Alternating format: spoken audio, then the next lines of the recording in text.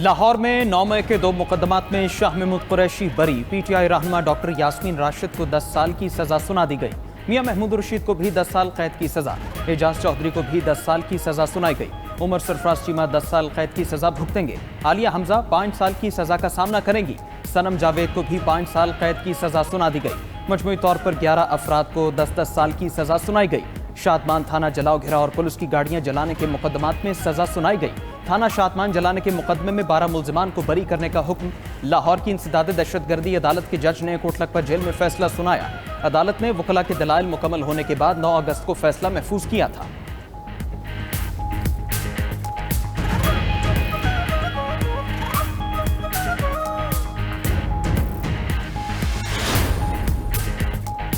पाकिस्तान तहरीक इंसाफ का लाहौर की इंसदाद दहशतगर्दी अदालत के फैसले को चैलेंज करने का ऐलान। चेयरमैन पीटीआई बैरिस्टर गौहर कहते हैं कि हमें अदालतों से इंसाफ नहीं मिल रहा। हमारे रहनुमाओं को 10-10 और 5-5 साल की सजा हुई। 8 फरवरी को पीटीआई 180 सीटों पर कामयाब हुई थी, मगर ये मैंडेट छीना गया। आज हमारे ऐवान में 76 नुमाइंदगान रह गए हैं। बानी पीटीआई की रिहाई तक हमारी एहतजाजी तहरीक जरूर चलेगी। असद कैसर ने कहा कि फैसलों में इंसाफ दूर दूर तक नजर नहीं आ रहा। मैंडेट चोर हमें अखलाकियात ना सिखाएं। अली मोहम्मद खान कहते हैं फैसले से इंसाफ का कत्ल हुआ।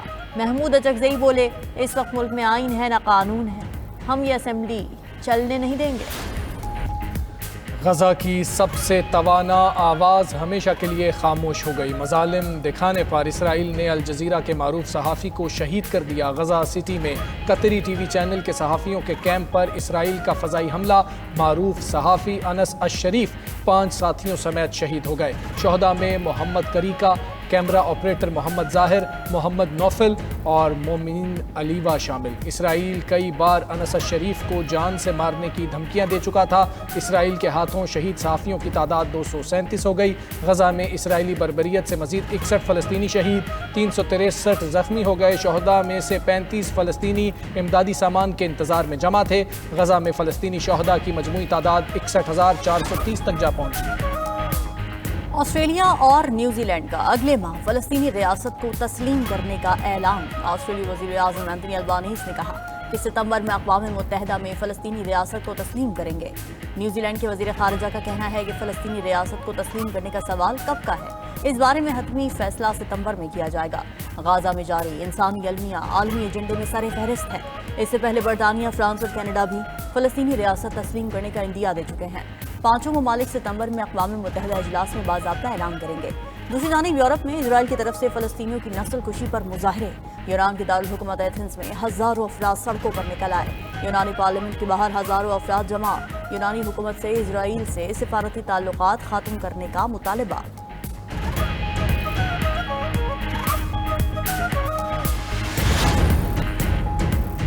मरी में वज़ीर आज़म शहबाज शरीफ, सदर मुस्लिम लीग नून नवाज शरीफ की मुलाकात। अहम सियासी मुशावरत में वज़ीर आला पंजाब मरीम नवाज भी मौजूद। मुल्की सियासी सूरत हाल, हुकूमती मामलात और पार्टी उमूर पर मुशावरत। वफाकी और पंजाब हुकूमत की कारकर्दगी पर भी तबादला ख्याल। वज़ीर आज़म की आमद पर ज़िला इंतज़ामिया की जानिब से सिक्योरिटी के सख्त इंतजामात। वज़ीर आज़म ने पाकिस्तान के 2 नए सफ़रा की तैनाती की मंजूरी दे दी। शफ़क़त अली खान UAE में पाकिस्तान के नए सफ़ीर तैनात। मुत्तहिदा अरब अमारात में पाकिस्तान के सफ़ीर फैसल नियाज़ तिरमिज़ी को रूस में नया सफ़ीर तैनात कर दिया गया। दोनों सफ़ीर नवंबर में अपनी नई जिम्मेदारियां संभालेंगे।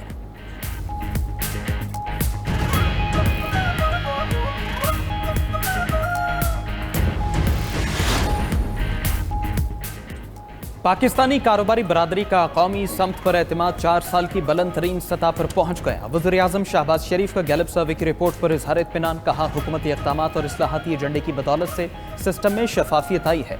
हुकूमत इदारा जाती कारकर्दगी को मज़ीद बेहतर बनाने की कोशिश कर रही है। गैलप सर्वे के नताज कारोबारी बरादरी के मुल्क की सियासी और इक़्तिसादी सूरत हाल में इस्तेहकाम की अक्कास है।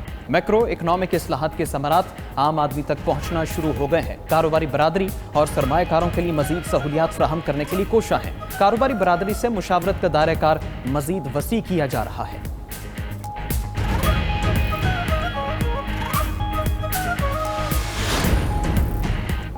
पाकिस्तान ने भारतीय वज़ारत ख़ारिजा का गैर संजीदा बयान सख्ती से मुस्तरद कर दिया। तर्जुमान दफ्तर ख़ारिजा ने कहा कि ये बयान हक़ाइक़ को तोड़ मरोड़ कर पेश करने की भारतीय आदत का मजहर है।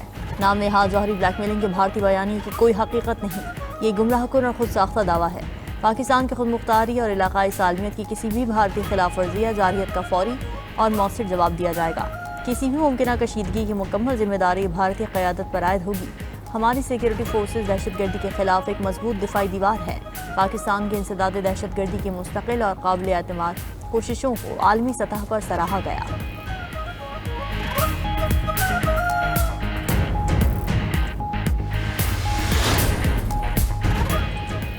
پاکستان بین المذاہب ہم آہنگی اور مشترکہ ترقی کی بنیاد پر قائم ہے۔ صدر مملکت آصف علی زرداری کا اسلام آباد میں اقلیتوں کے عالمی دن کے موقع پر تقریب سے خطاب۔ کہا پاکستان میں اقلیتوں کو مکمل مذہبی آزادی اور تمام حقوق حاصل ہیں۔ قائد اعظم نے کہا تھا پاک سرزمین میں ہر شہری کے حقوق برابر ہیں۔ اقلیتوں کے حقوق کے تحفظ اور مساوی مواقع کی فراہمی کے لیے پرعزم ہے۔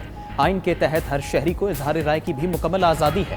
پاکستان ہر قسم کی انتہا پسندی اور مذہبی عدم برداشت کے خلاف پرعزم ہے۔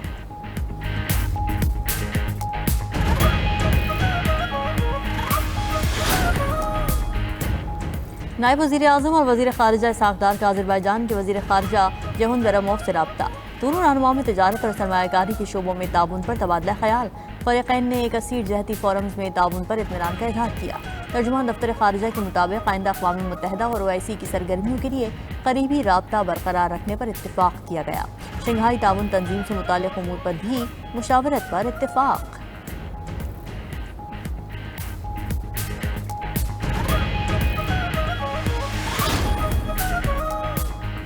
چیئرمین سینٹ یوسف رضا گیلانی کے بیٹے اور ممبر قومی اسمبلی عبدالقادر گیلانی بارسلونا میں قیمتی گھڑی سے محروم۔ چور عبدالقادر گیلانی سے 1 کروڑ 80 لاکھ روپے مالیت کی گھڑی چھین کر لے گئے۔ عبدالقادر گیلانی نے کہا چور ان کے ساتھ میزبان کی گھڑی بھی چھین کر لے گئے۔ یہ گھڑی 13 سال پہلے خریدی تھی۔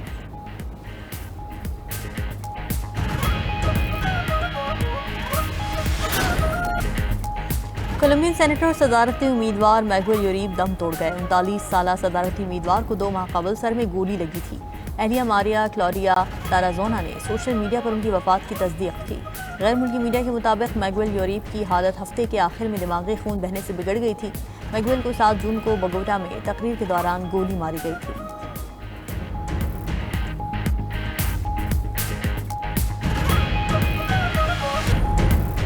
ترکیہ کے مغربی علاقے میں 6.1 شدت کا طاقتور زلزلہ، متعدد عمارتیں زمین بوس، کئی افراد زخمی ہو گئے۔ ملبے تلے دبے افراد کی تلاش کے لیے ریسکیو آپریشن جاری۔ استنبول سمیت 11 صوبوں میں زلزلے کے جھٹکے محسوس کیے گئے۔ زلزلہ پیما مرکز کے مطابق زلزلے کی گہرائی 10 کلومیٹر تھی۔ مرکز ضلع سندرگی تھا۔ ترک حکام کے مطابق زلزلے کے بعد 15 آفٹر شاکس آئے۔ بلغاریہ، سائپرس، یونان، برطانیہ اور مقدونیہ میں بھی زلزلے کے جھٹکے محسوس کیے گئے۔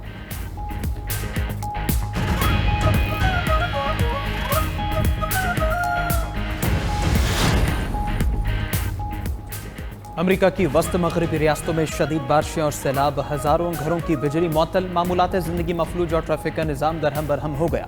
سب سے زیادہ بارش ریاست ملواکی میں 360 ملی میٹر ریکارڈ کی گئی۔ حکام نے ریاست کینسس، آئیووا، نیبراسکا، میسوری، ایلینوائے اور وسکانسن کے 1 کروڑ 40 لاکھ افراد کے لیے الرٹ جاری کر دیا۔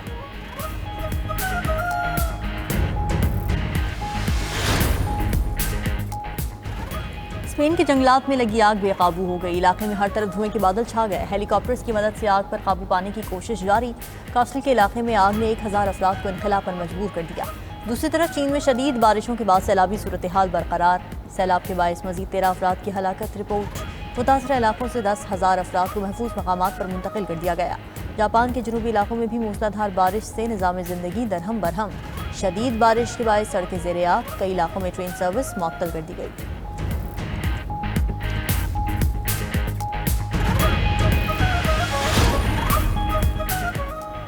عالمی منڈی میں تیل کی قیمتوں میں اضافہ۔ امریکی خام تیل 35 سنٹ بڑھ کر $64.25 فی بیرل ہو گیا۔ برطانوی برنٹ فی بیرل 36 سنٹ اضافے سے $66.93 ہو گئی۔ سونے کی فی اونس قیمت میں $86 کی کمی $3,405 کا ہو گیا۔ چاندی فی اونس 64 سنٹ کمی سے $37.90 ہو گئی۔ بٹ کوائن کی قیمت $1,056 اضافے سے $1,19,693